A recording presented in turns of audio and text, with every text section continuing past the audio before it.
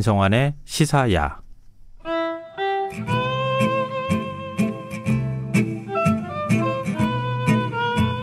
이민자, 이방인, 이주자, 그리고 디아스포라. 이 자기 나라를 떠나서 새로운 터전을 개척하는 사람들을 가리키는 말들인데요. 영화 미나리는 바로 그런 이민자의 이야기인 동시에 배우 윤여정 씨의 아름다운 도전을 보여주는 수작으로 꼽히고 있습니다. 또 미나리는 미국 아카데미상 여우조연상을 비롯해 6개 부문에 노미네이트 됐고, 윤여정 씨는 영국 아카데미상과 미국 배우조합상을 비롯해 수많은 상을 지금 휩쓸고 있는 상황인데요. 한밤의 인문학, 오늘은 영화 미나리와 이민자, 그리고 배우 윤여정 씨의 도전에 대해 이야기 해보겠습니다. 정여울 작가 나와 계십니다. 안녕하세요. 안녕하세요. 반갑습니다. 그러니까 우리가 왜 뜸하게 만나나 이런 생각이 들었는데 네. 오랜만에 뵌 이유가 있었어요. 예, 선거 날이었죠. 맞아요. 네네. 아, 이거 더 반가운데요. 네네, 더 반갑습니다. 영화 미나리 아마 보신 분들이 꽤 되실 것 같긴 해요. 그래서 예. 스토리를 잘 알고 계실 것 같은데, 이민자 부부가 미국 정착 과정에서 겪는 온갖 파란만장한 이야기를 다룬 거잖아요. 네.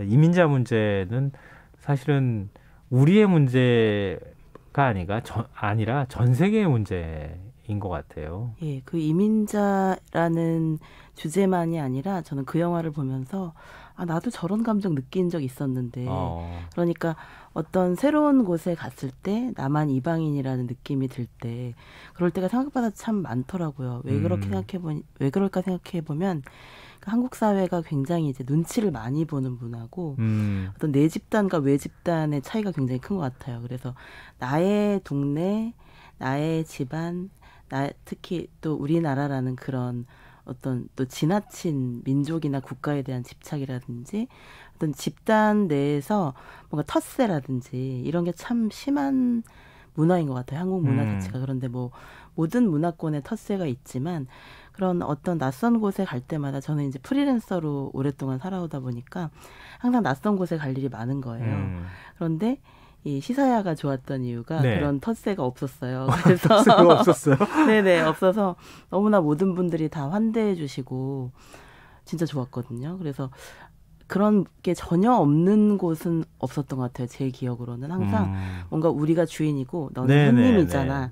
너는 손님이니까 손님답게 행동해, 이런 게 무의식에 많이 깔려 있는 것 같아요.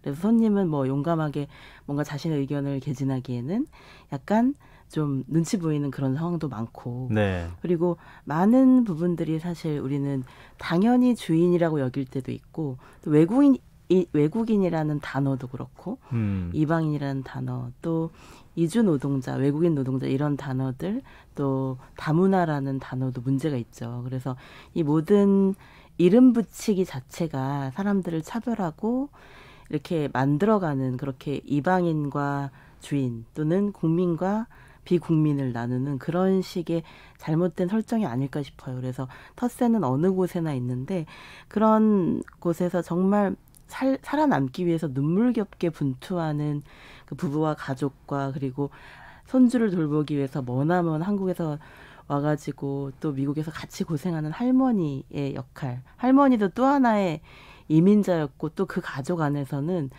손주들한테까지도 무시를 당하거든요. 미나리에서. 할머니가 오고 나서 우리가 힘들어졌다고 하면서 할머니를 못 살게 굴어요, 손주가. 그래서 그런 것들을 보면 끊임없이 우리는 그러니까 환대와 초대는 다르다고 하거든요. 그러니까 초대는 그냥 어떤 프로그램이 정해져 있는 거예요. 이 점심 식사에는, 또는 뭐 이 오찬에는 누가 오기로 정해져 있고, 초대의 목적이 확실하고, 그래서 마음의 준비가 어느 정도 돼 있는 거죠. 뭐 모든 음식이나 예절이나 이 모든 것들이 의전이란 말도 쓰잖아요. 그런데 환대라는 것은 그 사람이 언제 오든 어디서 오든 그 사람의 신분이 무엇이든 전혀 신경 쓰지 않고 절대적인 의미의 반가움이거든요. 그러니까 그 초대와 환대는 참 다른데, 많은 사람들이 초대만 잘하는 것 같아요. 예, 초대는 딱 누가 오는지 아는 상태에서 내가 반가운 사람만 골라서 부르는 것이 초대고, 환대는 어떤 사람이든 무조건적으로 반갑게 맞이하는 것이기 때문에 환대를 할 수 있는 사람은 참 드문 거죠. 그 사람이 큰 사람이어야 가능한 거죠. 저도 뭐 가보진 않았지만 몽골 같은데 대초원에 사람들이 뭐 몇십 킬로 아니 뭐 100km 단위로 이렇게 한 번쯤 겨우 만날 수 있는 네. 그런 곳에 사는 사람들은 사람만 보면 반갑다고 한대한다 그러니까요. 이렇게 얘기하잖아요. 예. 우리 시골에 가면 시골 분들이 사람만 보면 반가워하시고 밥이라도 한 끼 먹여주시려고 하고 애들이 드무니까 애들만 보면 예뻐해 주시고 뭐 네. 이러시잖아요. 그러니까 그런 감정들 그게 네.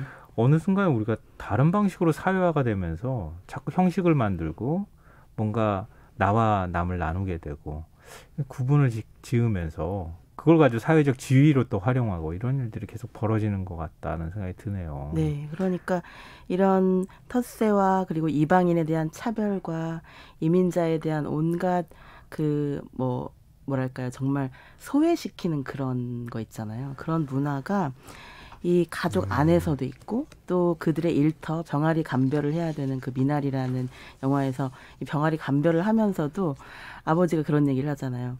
이 수컷 병아리들은 다 이제 소각을 시켜버리는 끔찍한 장면을 아이가 보잖아요. 네. 그래서 왜 그런 거냐고 수컷들은 왜 그렇게 되는 거냐고 했더니 필요가 없어서 쓸모가 없어서라고 이제 너도 그렇게 쓸모없는 사람이 되면 안 되라고 가르치긴 하는데 그 가르침이 너무 좀 잔인하고 슬픈 거예요. 예, 그래서 쓸모없는 사람이 되지 않기 위해서 뭔가 성공하고 뭔가 인정받는 그런 사람이 되기 위해서 끊임없이 분투하는 그 아버지의 모습과 이 수컷으로 태어났다는 이유만으로 뭐가 뭔지도 모른 채 죽어가는 그 병아리 감별되어서 죽어가는 그 수평아리들의 그 모습이 대비되면서 너무 슬프게 느껴지더라고요. 그래서 이게 우리는 끊임없이 뭔가 경계를 치고 울타리를 쳐서 여기가 내 땅이야, 여기는 내 것이야, 이것은 내 것이야.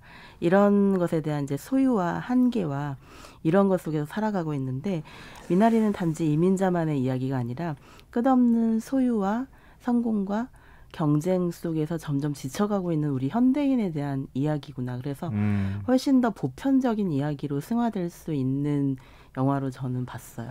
네. 이게 좀 시간이 된 얘기를 하는 거지만 네. 과거에는 친척 중에 미국에 있는 친척 있으면은 그렇게 부러울 수가 없었잖아요. 그렇죠. 부러워했죠. 예. 네, 뭐 미국 이건 미제야, 막 이러면서 특권 갖고 오기도 같았죠. 하고. 네.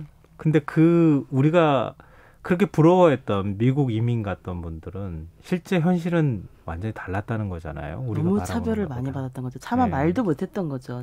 그 사회에 적응하기 위해서 예. 정말 밑바닥에서부터 정말 치열하게 힘든 삶을 살 수밖에 없었던 현실이라는 거죠. 예, 이민자들에게 사실은 다양한 직업이 허락된 것은 아니었잖아요. 지금은 많이 좋아졌지만 지금은 이제 교육을 통해서 좀 더 사다리가 여러 사다리로 이제 분화되긴 했지만 예전에는 뭐 세탁소라든지 아니면 슈퍼마켓이라든지 몇 가지가 없었던 것 같아요.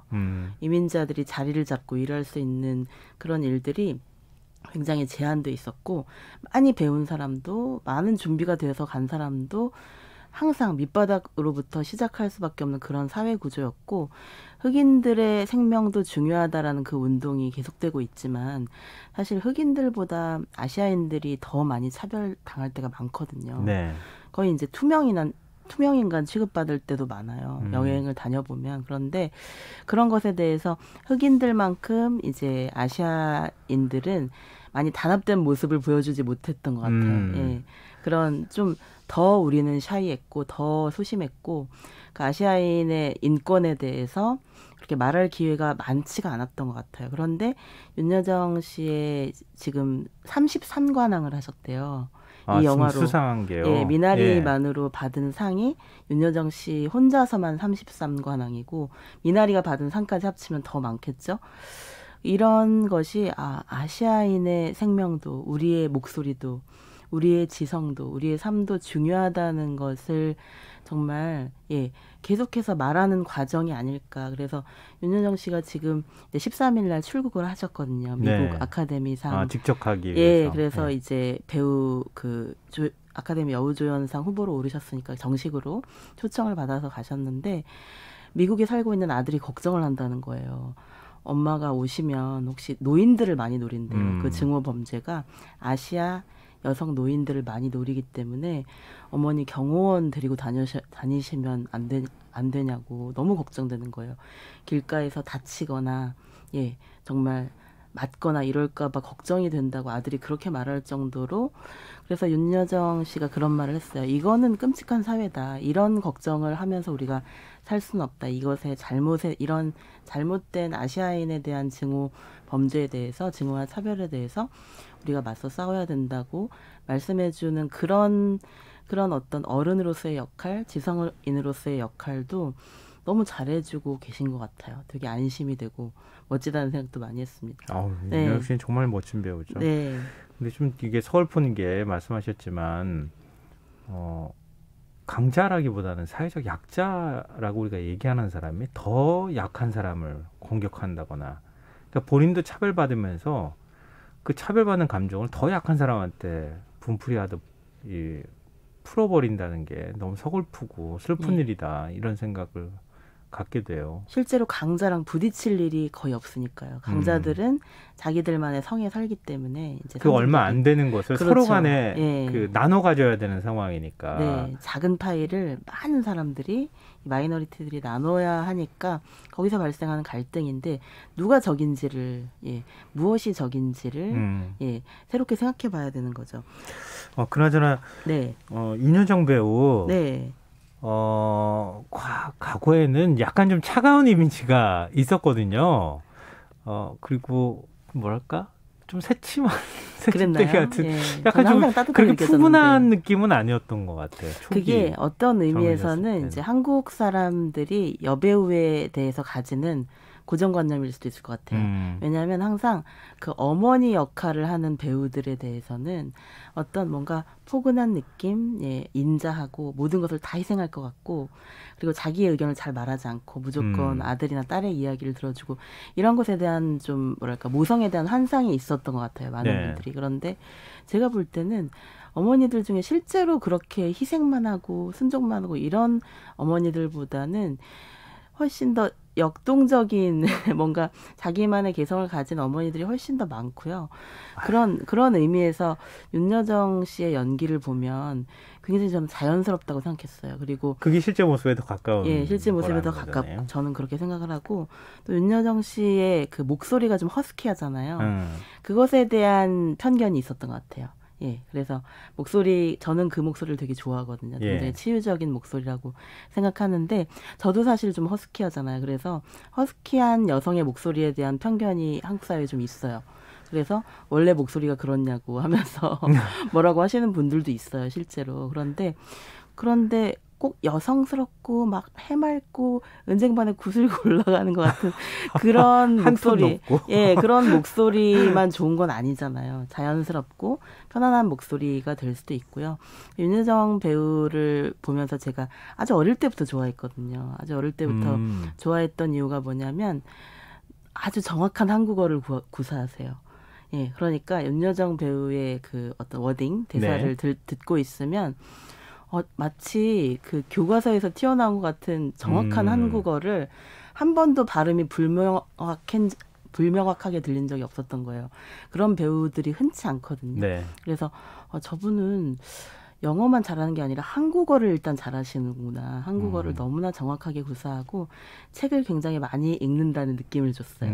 평소에 책을 굉장히 많이 읽으실 것 같고 그래서 많은 분들이 이제 여배우에 대한 어떤 환상도 있고 편견도 있는데 그것에 대해서는 항상 막 예쁘게 하고 있을 것 같고 막 그런 여성의 외모, 여배우의 외모에 대한 편견도 많잖아요. 그런데 윤여정 씨는 여배우의 가장 중요한 덕목은 얼굴이나 그 외모적인 화려함이 아니라 지성미라는 걸 보여주는 것 같아요. 그래서 저는 좋아요, 되게.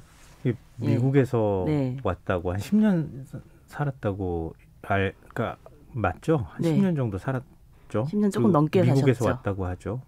그리고 약간 시니컬한 느낌 있죠. 지적인 느낌 갖고 있죠. 그러니까 기존의 한국 배우하고는 좀 이미지가 달랐던 거죠. 그렇죠. 그게 좀 오히려 매력이었어요, 저에게는. 근데 그런 시니컬하고 지적이고 뭔가 비판을 잘할 것 같은 이미지에 대해서 한국 사람들은 불편한 마음을 아직도 갖고 있는 것 같아요. 지금은 많이 이제 순화되었는데 그런데 그런 여성의 이미지가 윤여정 씨로 인해서 굉장히 인정받고 이제는 주류가 될 수도 있는 그런 걸 만든 것도 윤여정 씨의 어떤 역할이고 공헌이라고 생각하고 예전에 한국 영화들 보면 여배우가 그러니까 로맨틱 코미디인 경우도 이런 게 있었어요. 남녀가 차이가 별로 나이 차이가 안 나 보이는데 항상 남자에게 여성은 존댓말을 쓰고 예, 그런 문화가 있었거든요. 그러니까 뭔가 처음부터 기울어진 운동장의 느낌 이런 게 있었는데 윤여정 씨는 그런 그 여성에 대한 그런 차별이나 예, 여성은 남성보다 뭔가 지적으로 예, 부족할 것이라는 그런 이상한 편견들을 항상 극복해 오셨던 것 같아요. 그리고 아무리 작은 역할을 맡았어도 점점 더 이제 74세잖아요. 네. 74세면 정말 이제 그 노인이라고 많은 사람들이 생각을 하겠죠. 하지만 나이 들수록 더 멋져지시는 것 같아요. 예, 나이 들수록 더 새로운 역할에 도전하시고 사실 죽여주는 여자 같은 경우는 그 바카스 할머니라는 그 굉장히 하기 네. 힘든 역할을 네. 하신 거잖아요. 근데 그건 엄청난 도전인 거죠. 배우로서. 그런 것을 70대에 할 수 있다는 것은 많은 분들에게 남녀를 가리지 않고 용기를 주는 것 같아요. 노인이 된다고 해서 나이가 든다고 해서 우리가 새로운 도전을 멈추면 안 되겠구나. 그런데 윤여정 씨가 그런 얘기를 하셨더라고요. 한국 남자 감독들이 자기한테 연기를 주문할 때 그냥 선생님 하고 싶은 대로 다 하라고 한대요. 근데 그게 칭찬이긴 하지만 아무런 도전을 못하게 하는 거라고. 예, 그러니까 뭔가 새로운 걸 던져주지 않고 그냥 내 마음대로 하라고? 어떻게 하라는 거지? 근데 미나리를 사실 독립영화로 시작했고 굉장히 어려운 환경에서 시작한 네. 영화잖아요. 그런데 그럼에도 불구하고 아 독립영화구나. 이거 정말 돈이 안 되겠구나. 힘들겠구나라는 것을 알면서도 했던 이유는 새로운 도전이기 때문에 예, 선생님 하고 싶은 대로 하세요 이렇게 하지 않고 정말 완전히 새로운 무언가를 창조하는 그런 영화이기 때문에 도전하고 싶었다고 하시더라고요. 그런 것들이 다 너무너무 멋진 것 같아요. 제가 너무 찬사를 우리 시각으로 계속 얘기를 했는데 네네. 이제 영화의 주류라고 할 수 있는 헐리우드이나 이런 서구 세계에서 바라볼 때 윤여정 배우의 연기가 어떻게 보였을까 이것도 좀 궁금해요. 그런 일단은 굉장히 칭찬이 많은 것 같아요. 그래서 다른 영화들도 아마 보셨다면 윤여정 배우의 사실 가장 장점이 드러난 영화는 아니에요. 왜냐하면 미나리는 윤여정 씨가 자신의 지성을 숨기고 굉장히 그렇죠. 이렇게 순수하고 네. 소박한 할머니의 역할을 했기 때문에 윤여정 씨의 진짜 장점이 드러나려면 굉장히 지적이고 깐깐하고 세련되고 예 그런 역할을 했으면 오히려 더 빛났을 수도 있어요. 그런데 미나리는 오히려 자신의 원래 장점을 다 버리고 완전히 새롭게 시작한 그런 영화이기 때문에 더 좀 새롭게 느껴졌던 것이 아닐까 그런 생각도 들고 이번에 영국 아카데미상에서 또 수상을 하셨잖아요. 네네. 영국 아카데미에서의 그 수상 소감이 외신 기자들 사이에서 올해의 수상 소감으로 회자가 되고 있대요. 왜냐하면 처음에는 내가 정말 74세에 이런 연기상을 받다니 그것도 영국 아카데미에서 정말 영광이다라고 하시고 또 굉장히 그 엘리자베스 2세의 남편 필립 2세에 대한 애도를 제 기억으로 컨덜레선스라는 아주 격식에 찬 단어를 사용하신 걸로 기억이 나요. 그래서 아주 격식 있게 애도를 표한 다음에 갑자기 이렇게 말씀하신 거예요. 정말 그 고상한 척하는 스노비쉬라는 단어를 써서 고상한 척하는 영국인들에게 인정을 받아서 더 기쁘다고 그게 너무나 고도의 지적인 유머인 거예요. 그 스노비쉬라는 그 단어에는 단지 콧대 높다는 뜻이 아니라 고상한 채 하는 품위 있는 사람으로 인정받는 것에 집착하는 이런 의미가 있대요. 그러니까 영국인들이 겉으로는 젠틀맨 하면서 굉장히 자신들의 문화적 우월감에 대한 생각이 있잖아요. 네. 그러니까 영국은 모든 면에서 세상에서 가장 앞서간다는 그런 오래된 차별주의가 있기 때문에 영국인들 자신들도 그래 우리는 스노비쉬에 하면서 우리 고상한 척하는 거 맞아 하면서 깔깔 웃었다고 해요. 그래서 이런 것들이 굉장히 뭐랄까요? 그러니까 일격을 맞은 거죠. 예. 외국인 배우가 그것도 아시아 여배우가 굉장히 그 고상한 영어로 예, 겉으로는 약간 그 못하는 척하면서 굉장히 수준 높은 그런 유머를 구사했다는 게 너무 재밌었고 저도 그 현장을 봤거든요. 너무 재밌더라고요. 근데 참 이게 좀 너무 무거운 얘기일지 모르겠지만요. 네. 이게 세계는 서방과 비서방밖에 없는 것 같아서 이제 그런 구분법이 좀 사라질 때가 됐다고 생각하는데 아직도 네. 여전히 그게 남아 있어서 우리가 그렇게 평가를 받으면 좀 기뻐하고 있다고 하는 것도 좀 이상해요. 어찌 네, 보면 그런 것들이 이제 많이 없어져야 되는데 네. 산드라 오라는 그 여배우도 한국계로 태어났는데 이제 캐나다에서 생활하고 굉장히 뭐 에미상에 12번 후보가 올라가고 골든글로브상을 2번이나 받은 그런 배우인데도 자기가 주연 배우임에도 차별을 받는데요. 예. 아직도 그런 상황인 거죠. 그래서 이 초대와 환대는 다르다는 것. 우리는 더 폭넓은 환대 문화를 네, 우리 윤여정 맞아요. 씨 같은 그런 너른 마음을 가져야 되는 것이 아닐까 싶습니다. 네, 알겠습니다. 오늘 말씀 고맙습니다. 감사합니다. 네, 지금까지 한밤의 문학 정효월 작가였습니다. 오늘 모바일 상품권 당첨자는 홈페이지 공지사항에서 확인하실 수 있습니다. 꽃샘추위로